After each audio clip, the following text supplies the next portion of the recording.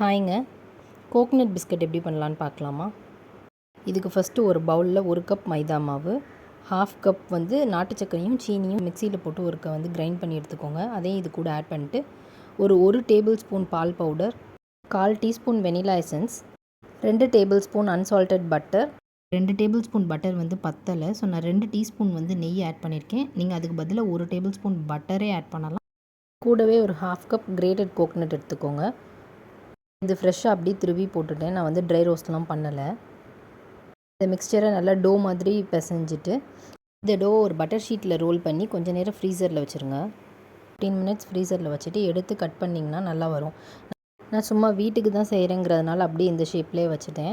So நான் அதை cut பண்ணிவிட்டு இந்த டைமில் 180 டிகிரிக்கு அவனை ப்ரீ ஹீட் பண்ணி வச்சுருந்தேன் ஒரு 10 மினிட்ஸ். ஸோ மறுபடியும் ஒரு 15 மினிட்ஸ் இதை 180 டிகிரி செல்சியஸில் பேக் பண்ணி எடுத்தால் நல்ல ஒரு கிறிஸ்பியான பிஸ்கட் ரெடி ஆயிடுச்சு. வெளியில் நல்ல மொறுமொறுன்னு இருந்தது, உள்ளே நல்லா சாஃப்டாக இருந்தது. கண்டிப்பாக ட்ரை பண்ணி பாருங்கள். ரெசிபி கமெண்ட்டில் பின் பண்ணியிருக்கேன். தேங்க்யூ ஃபார் வாட்சிங். பாய்.